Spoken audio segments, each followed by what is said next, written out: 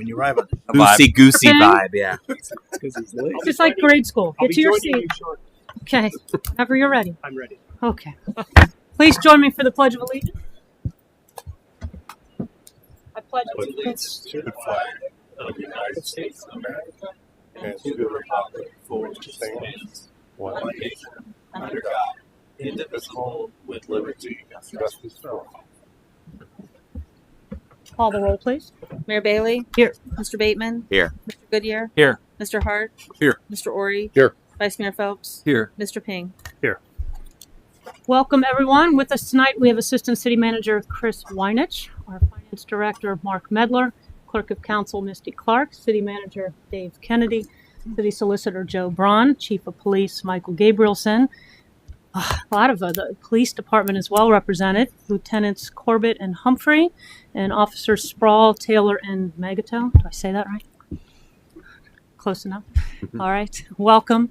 Also, former council members Pat Mays, Kent Blair, and Todd Osborne, and the esteemed Hamilton County Commissioner Denise Driehaus has found her way from Hamilton County to Claremont County, who will be speaking later, and persons appearing. So welcome, everyone. Glad to have you here. Also, our Assistant Public Works Director, Sean Hartness. Sorry, Sean, I missed you back there.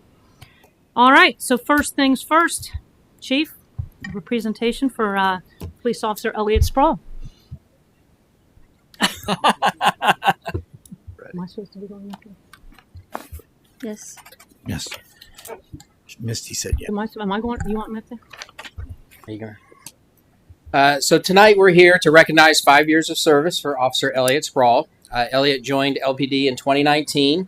He has a total of 11 years of police service. He worked for Ross Township and then the Great Hamilton County Parks District? Is that right? Or Great Parks of Hamilton County. Great Power. Okay, there you go. As a ranger.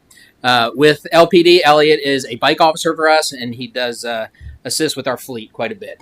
He helps keep our cruisers and all of our vehicles well maintained in service. Elliot is one of our technology-driven officers. If you have any questions about the latest gadget, he can definitely give you a full report. And that will usually include some sort of visual aid, a chart, or the use of an app. So if you ask him about his Tesla, he'll be glad to pull out an app and share with you the complete everything that's going on with it. By choice, Elliot has spent his entire career, I believe this is correct, on nights. Yeah. So it's rare to catch him out in the daylight. That is our 6 p.m. to 6 a.m. shift. That's what he prefers to work. So if any of you have spent any time with Elliot, you'll quickly see what a good and genuine person that he is. And I cannot remember a time when I walk in the office where, other than right now being up here in front of everybody, where he isn't smiling when you walk in the door. So, and that's it right there. And Elliot demonstrates that and the best of what LPD has in the customer service in every interaction with our citizens. We get a lot of great photo opportunities with the interactions that Elliot has with our community. So that's absolutely fantastic. So Elliot, we want to thank you and recognize your 5 years of service, everything you do for LPD and our community. Now I'll turn it over to the mayor. All right. Well, yes, I noticed that as well. You are always smiling, always happy, and as everyone knows, we take great pride in our police department and our police officers, and support you unconditionally. And you are one of the fine ones. So we're happy to have you. So thank you.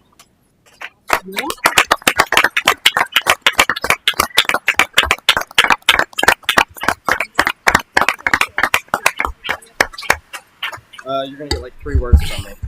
All right, that's all right. So, well, thank you. I can't believe it's been 5 years already. Time does fly. I love working for this city, this police department, and all my coworkers. Sorry? I've had a lot of great mentors here. I've done a lot of growing into the officer and man that I am today because of the city and the department. Hopefully I get to retire here, and not soon enough. I'm only at 5 years. We have 20 to go, but here's to the next 20.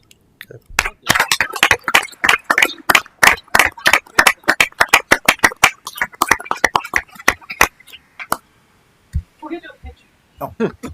What? No.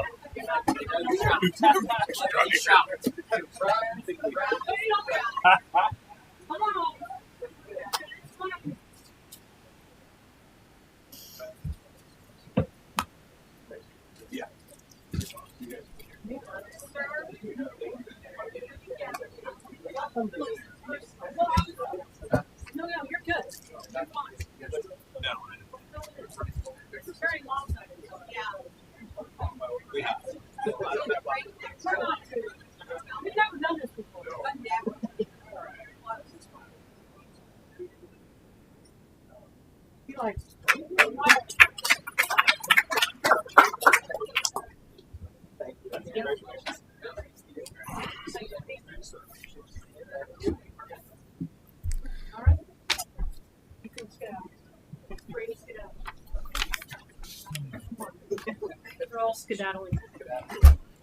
All right, Mr. Hartness.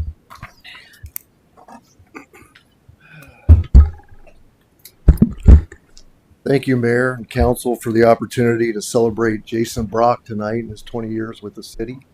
Appreciate that. We're very fortunate to have several staff members in our Public Works Department with substantial experience and institutional knowledge, and with 20 or more years, and Jason's one of those folks tonight. We appreciate him. He started his career with the City of Loveland Public Works Department 20 years ago on June 21st of 2004. In October of 2009, he was promoted to maintenance crew leader. And as maintenance crew leader, Jason does a terrific job organizing and assigning work daily. And not only that, but he's not afraid to get in and do things himself too, and tackle big jobs. When Scott Wisby, the director, asked me to stand in for him tonight, I started jotting down some things and that Jason's done, his accomplishments in his careers and stuff. And well, there's about 6 pages, so I toned it back quite a bit. So, but I appreciate Jason. I rely on him myself daily. I'm constantly calling him on the phone, constantly emailing him, texting him. And I'll say this about him. His answer is always the same. Yes, we'll take care of it. And not only that, but he does take care of it. And I appreciate that. And while his job by nature is to do a lot of delegating, like I said, he takes on a lot of things himself. For example, and I was just thinking, there were so many things I wanted to share tonight, but I tried to condense it to maybe one short story or one short example. So we were going to put flowers out here in front of the town hall, in front of the building, and he actually, instead of delegating that, it was important enough to him, Mayor, that he went and he picked out the flowers himself, and he came and he planted them himself. If you look in the heart out front and at the sign there, Jason went down to the nursery himself. He picked those flowers out. And I thought, you know, that may seem like a little thing, but when you take care of the little things, I feel like the big things sometimes take care of themselves, don't you? So congratulations to Jason. Jason, I appreciate you. Congratulations for 20 years, and I'll turn it over to you, Mayor. Right. Well, we're very proud of our Public Works Department. I think, especially in the winter, we get all kinds of communications from residents. Great job they do, and that's what Mr. Hartness described. I think is really the mindset of our Public Works Department, and including you, Mr. Brock. That it doesn't seem to just be a job. It's you really take it personally, and try to make Loveland better in your own way. So you're part of that wonderful team and do a great job. So congratulations. Thanks for being here.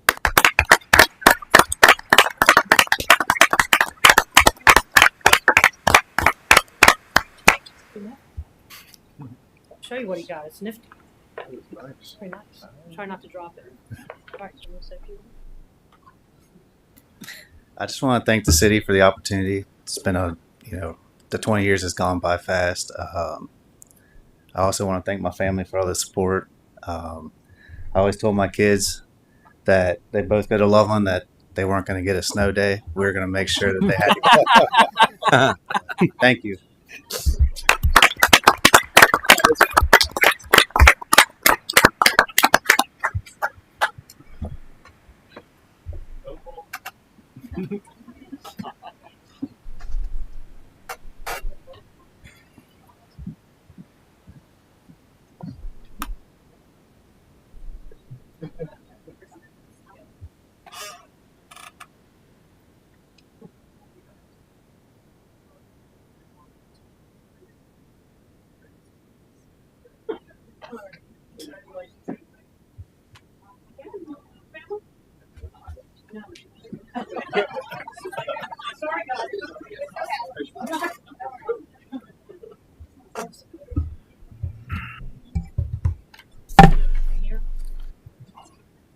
Is that okay?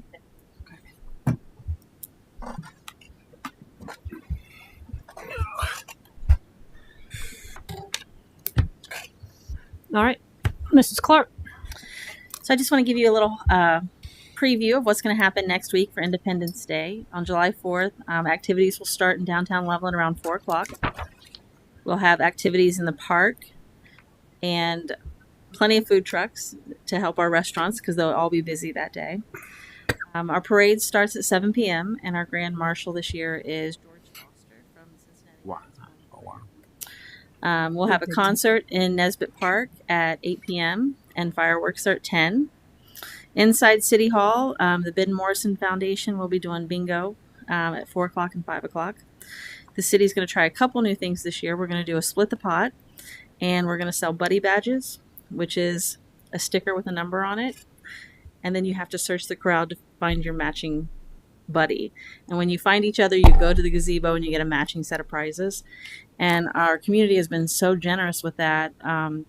We've collected over $10,000 worth of prizes. Wow. So be sure to get your badges. We also are going to try something new across the street. We've hired Game Room Battle Show to come in and do game shows. So they'll pick people out of the audience to play game shows. So we think that'll be a good time too. We'll also have a pie eating contest out in front of City Hall at 8:30. So I do want to thank a couple of our big sponsors this year. We've raised almost $30,000 in sponsorship as well to help offset the cost of this event. So I want to thank BF Realty, Oasis Turf and Tree, King's Volkswagen, and Cappy's Tap Room and Bottle Shop for sponsoring our fireworks this year. All right, very good. Thank you. All right, Commissioner Dreehouse. Thank you, and thank you for allowing me the opportunity to come and present to your council. I'm delighted to be here. There's a lot going on here. I couldn't find a parking spot, which is good news, right? I mean, that speaks to the vitality of the area. But I'm doing what I call my 49 and 49. So I'm going out to visit all 49 jurisdictions in Hamilton County. I did this when I was first elected in 2017. I tried to do it in 49 days, which obviously didn't work out for me because that's impossible. But I'm doing another round just to catch up, and I will stick around. And I'm anxious to hear what everybody has to say to learn a little bit about what's going on out here in Loveland. But when I was here in 2017, I had a very different report, and what I've given you is a menu of opportunity, as I call it. And so it is an explanation or a reminder really about some of the partnerships that exist with the county that you can participate in, whether it's buying salt together, maintaining fire hydrants, or economic development. I mean, there's a lot on here. This list has grown since I was here last. And when I was here last too, we did not have a structurally balanced budget, but we do now. A couple of years after I was elected, we rolled over, a sales tax expired with Union Terminal. We rolled it over to the general fund. It wasn't a lot of money, but it was enough to help us stabilize the county. And so now people are making decent wage. We're able to keep people in the ranks. We're able to give them jobs or raises on an annual basis, which is important because the folks that work for the county are the people that work in the Justice Center. They're the deputies. They're the people that answer the call when you dial 911. They're the people that go out to community residences and make sure kids are safe in those homes. They're the people that are running the court system. And so what the county does is critically important. Many of you probably haven't interacted with the county because you're not involved in any of those systems. Kathy, I know you work for the county, so you're very familiar. I'm sorry, Mayor. But I'm sorry, I'm not overly formal, so forgive me. But I think it's really important that we do what we do well so that you can thrive in your communities. And so I take a lot of pride in having helped stabilize the finances for the county. But the other thing that happened was we were able to set aside a little bit of money for economic development. And so I'd like to talk about that for a second because we are trying to work in partnership with all 49 jurisdictions. City of Cincinnati, by the way, is one of those 49. And so we have a robust relationship with the city. We're working on the convention center together. We're working on the banks together. It's all kinds of stuff. But the other jurisdictions are really important to the vitality of the county. More people live outside the city of Cincinnati than live in the city of Cincinnati in the county. And so it's really important to have these relationships with you. And help you do what you do best, which is the revitalization of your areas. And so this menu is meant to remind you of the opportunities. All of our contact information is on the back. Feel free to call me anytime. But I have a little bit of a cheat sheet related to some of the funding opportunities you've already taken advantage of. And you've done fairly well by way of the county. You've gotten quite a bit of money through the CDBG program. I don't know who amongst you applies for these dollars. Mr. Kennedy. Yeah, it's great. You don't see this in every community. Some communities are just much better at recognizing these opportunities than others. And so you have gotten the CDBG dollars in 2021. It's about $400,000. And then you've taken advantage of the residential recycling incentive program in years 21, 22, and 23. So the total on my list is over $500,000 in partnership with the county. So I am grateful. The partnership only works when you all take advantage of the money that's being set aside for the 49 jurisdictions. So I'm grateful for the partnership. And as of today, I was just telling the mayor, we had our meeting today, and we have a grant, again, provided through this these dollars that we made available a few years ago. And by the way, we've got a small events grant that's available. I don't know if you all are aware of it. It's an annual grant. It rolls out in the beginning of the year, and it's a small dollar amount, but it could be helpful in expanding the event or providing more promotion or whatever you want to use it for if you qualify and you win the grant. It's very competitive. But the other grant is the Community Revitalization Grant. This is the big one. We initiated this about 3 years ago, meant to help communities identify catalytic projects, and we are coming in with gap funding to help make those happen. And so we just had a recommendation from the administration today related to these grants. Loveland is on the list. I'm happy to report, and I did not time this like this. It just so happens because I saw the list. I'm like, oh my God, I'm going out to Loveland. And so this is a recommendation. I want to emphasize that. The board has not yet approved this, but we did have a conversation about these projects, and I didn't hear any opposition to the ones that have been recommended. So this is for the Loveland Madeira Road property acquisition. You all asked for $640,000. The allocation is $500,000. So sorry about that, but we're close.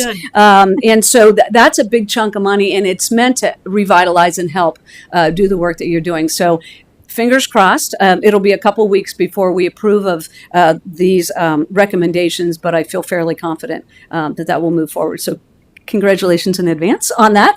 And then just a couple of other things, because I do try to talk about things that I think are relevant to each of the each community. Crosby Township is nothing like Gulf Manor. Loveland is nothing like Green Township. Everything is very distinct, and people care about different things in different communities. And so I'm just going to talk about two things briefly. One is that the county, for the first time in the last couple of years, has started to invest in bike trails. I know that you all have done a really nice job connecting bike trails and bringing economic revitalization around the areas. I just walked on one of the trails to get here and past the tap room when I passed the tavern, and so they're really important to connect communities, but also to provide this livability piece and the economic development piece. And so we are starting to invest in bike trails. It's about $500,000 a year, and we're hoping to accumulate those dollars to make a difference, because as you know, it's extremely expensive to build those connections. But you all are a shining example of how to do it right. So I wanted to bring that forward. And the other thing, I'm the chair of the Addiction Response Coalition. I know there are individuals in the room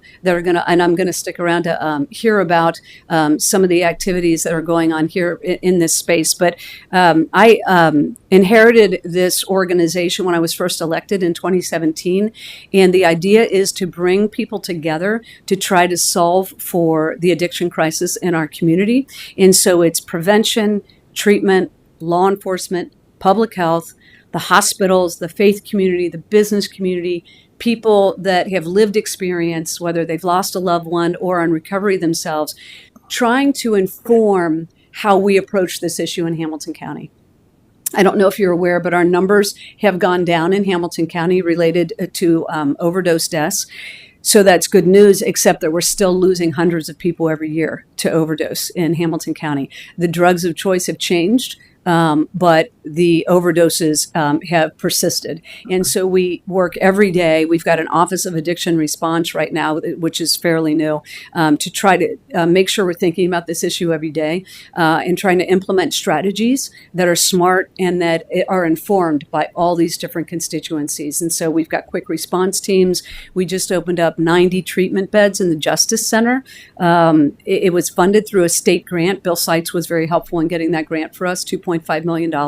But instead of, we had an overcrowding problem. So instead of building 90 jail cells, we created a dormitory style setting for people that have either mental health or addiction issues to try to offer support while they're in the Justice Center so that they can achieve success when they leave the facility. We connect them to resources so they don't reoffend and so they can go on with their lives and thrive in our community. And so it's something that we're working on. We're not there yet.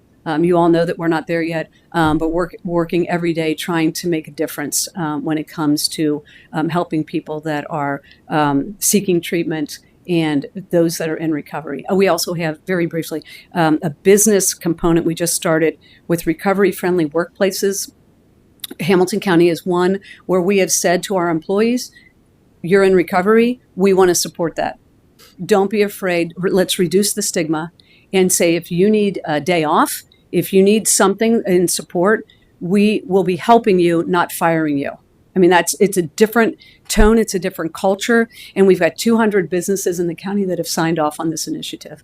So we are making some progress, but a long way to go. So I just wanted to offer that, given the nature of the conversation. I think that's going to come forward after I finish up. So happy to answer any questions that you have. There's a lot going on.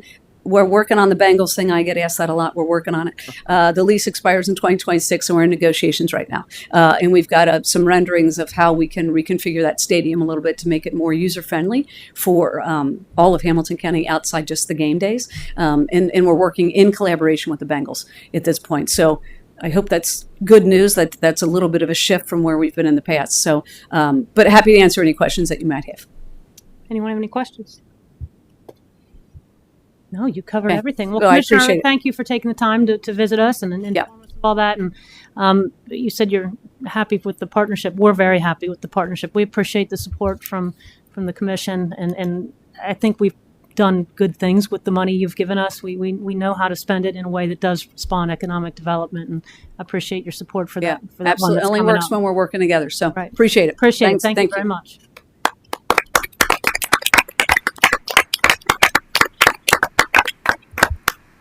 All right, Kaya Bergen from the Loveland Branch Library.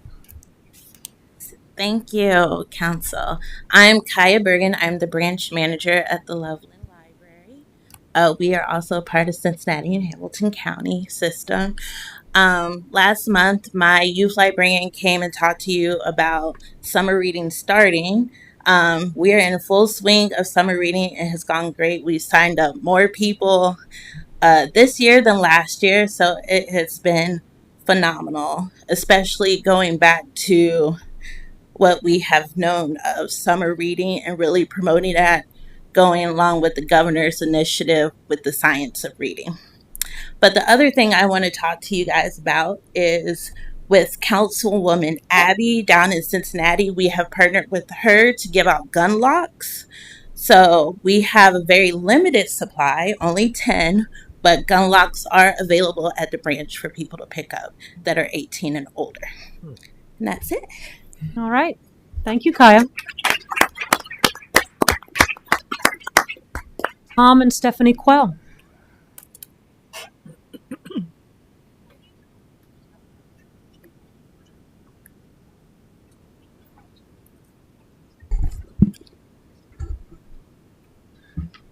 I don't know what a gun lock is, but I think I have a general idea what it is. So, I am Tom Quell from Loveland. My wife and I started Do It for Jack. Stephanie Quell. Thank you.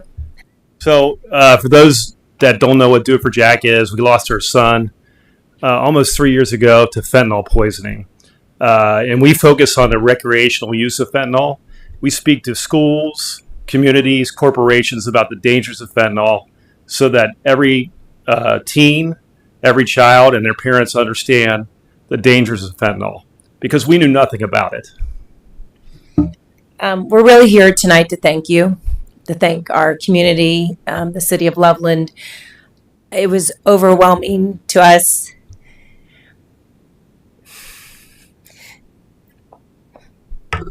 Coming down here last week and seeing the overwhelming support, and you coming from Cincinnati, it is not often you see a community come together like ours.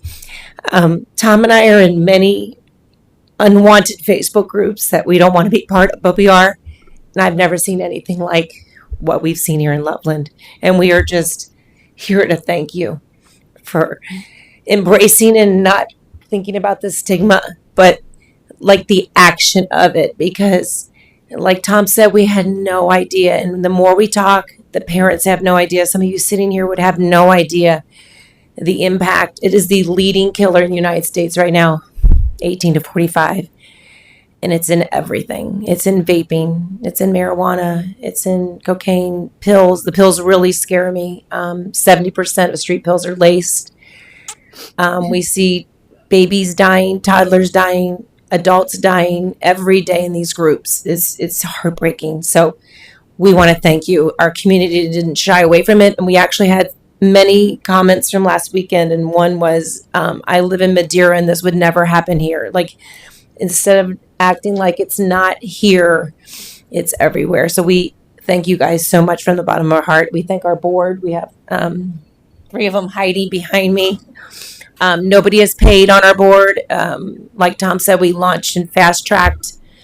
We've been speaking for about a year, and we can't even keep up. So with the money earned from this past, I mean, what foundation gets 5 days? I mean, it was amazing. We're revamping our website. We had a film crew on site at a friend's house Friday and Saturday, getting the testimonials from all of Jack's friends and family to come up with creating our own documentary to show to the kids, to say, this is how it affects you. It doesn't just affect Tom and I, it's our family, friends, community.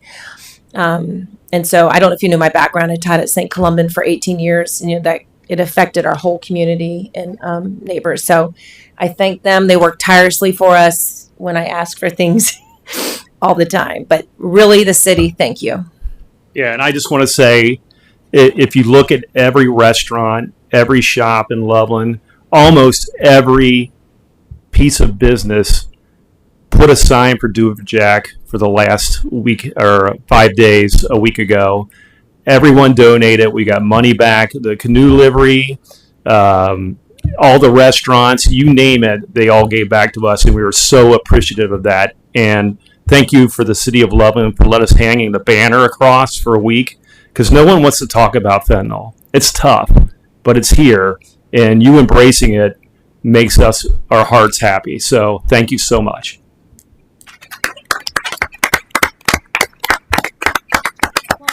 Tom and Stephanie, and the board, and all your volunteers, I want to thank you all. I mean, we're Facebook friends. I see that you're tirelessly working for this cause, and we get it. Your goal is to save other families from going through this. But the outpouring you see is certainly, I think, reflective of the love for Jack and in both of you and the rest of your family. And I just appreciate that you're. It's not easy. I see how it's not easy what you do, but it's quite an amazing cause. So thank you for what you do. Thank you. Thank you, everybody. And you don't have to stay any longer if you don't want to. We won't be offended. Oh, Todd Osborne, they're going to listen to you.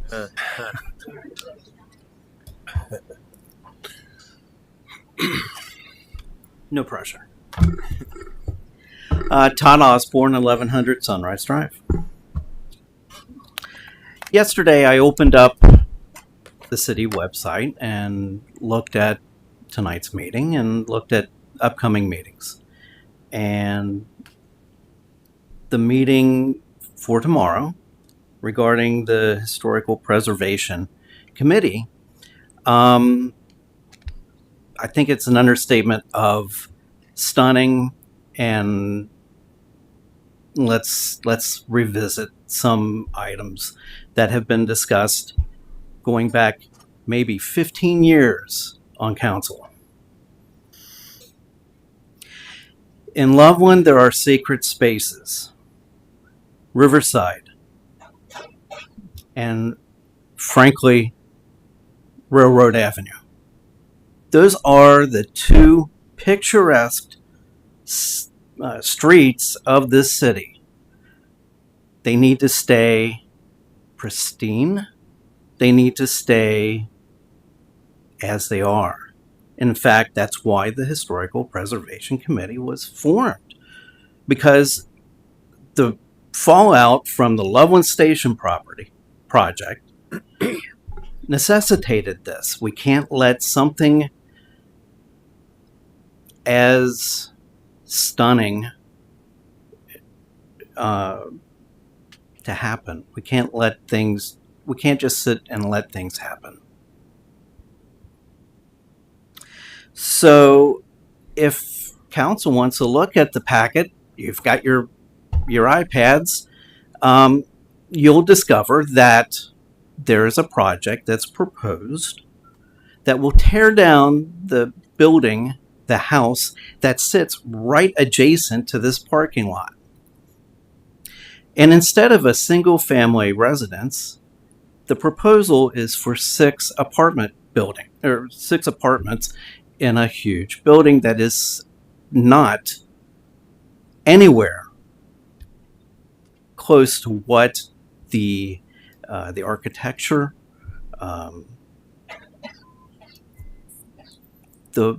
ambiance of this downtown. I mean, you have Railroad Avenue. It's specifically designed to not be touched. It was from the 1800s. City Council didn't tear down the Bronner House, as an example. But in the packet is also a definition of something called new construction. And I have a problem with the phraseology. It's a tear down. It's a remodel. It's not new construction. You have 2 parcels, one's vacant, and one is a one-level house, one-story house. So as I'm reading this, I'm also remembering a couple of other things. One is, recently, someone purchased almost all of the properties along O'Bannon Avenue that sits behind the proposed firehouse. Rumor is that it will become row homes. You have Loveland Heights that's prime for teardown. What I'm getting at is, I think that there needs to be a moratorium for at least 180 days, max, so that law and ordinance and planning and zoning can discuss and have legit text in the ordinances that stipulate what happens during a teardown. 13 or so years ago, there was a property on West Loveland Avenue that was slated at one point to be sold and converted into a mini subdivision from Chapelwood to Rich Road. And when we were on, those of us that were on council, we discussed this and how you want these McMansions to blend into the existing architecture. And at one point there was legislation on the books for this. I think this needs to be revisited, and I think now is the time. Thanks. Thank you, Mr. Osborne.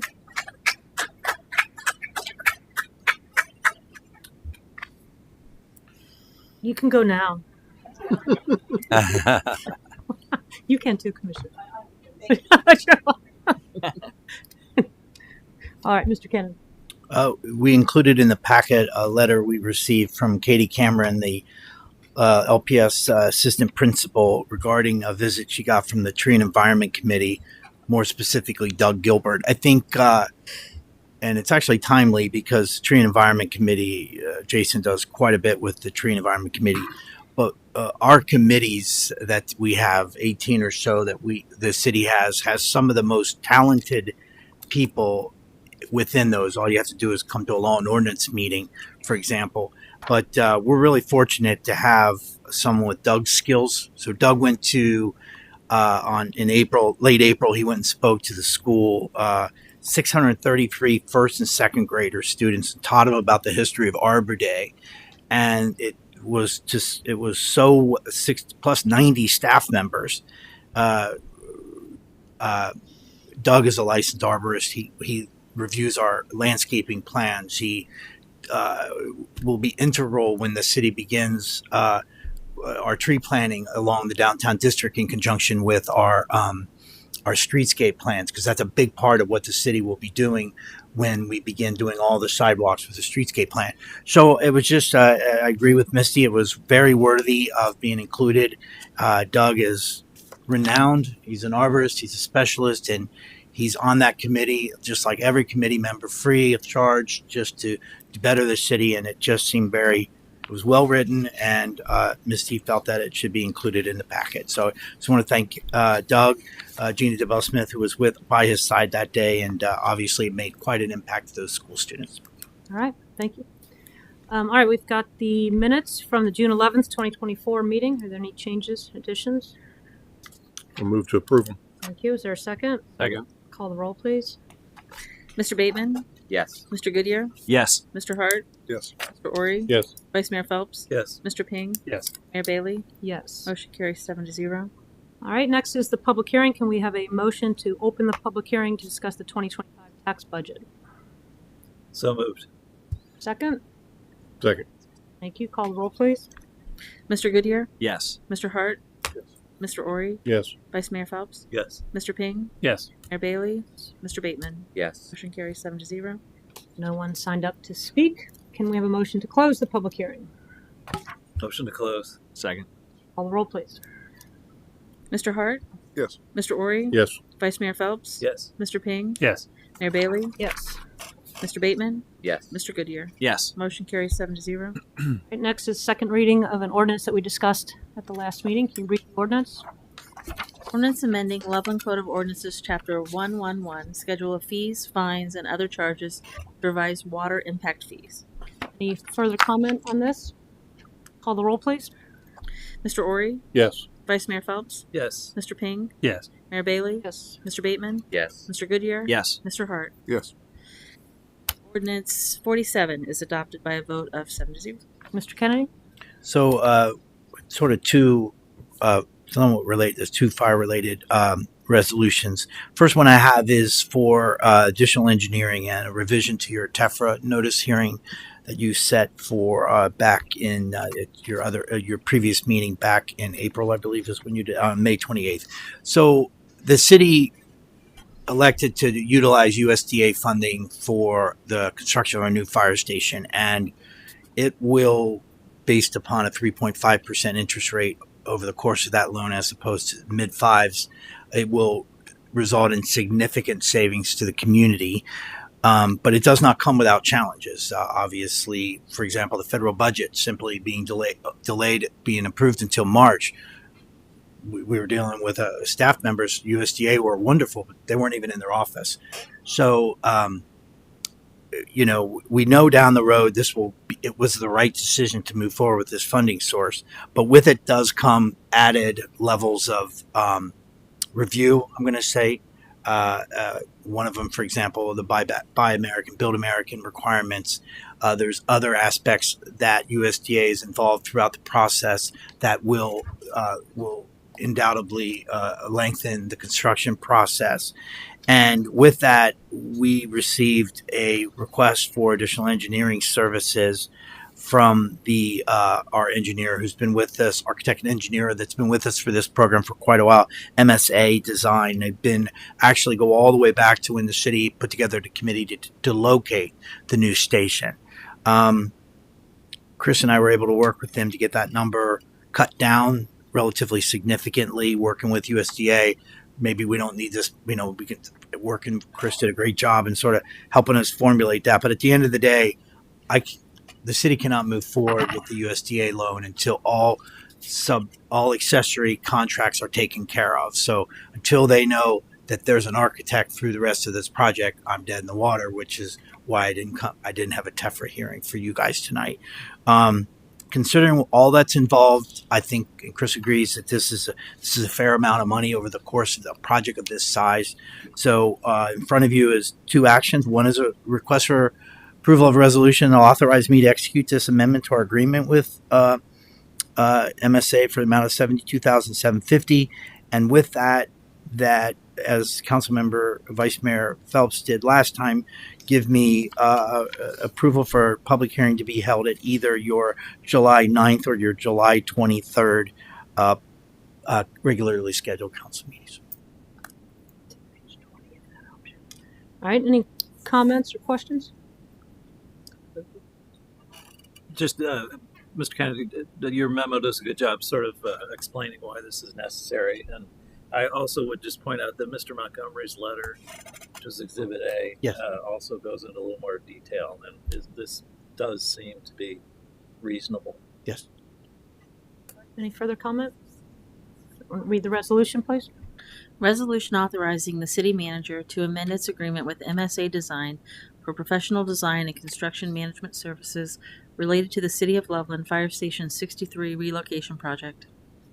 Call the roll, please. Vice Mayor Phelps? Yes. Mr. Ping? Yes. Mayor Bailey? Yes. Mr. Bateman? Yes. Mr. Goodyear? Yes. Mr. Hart?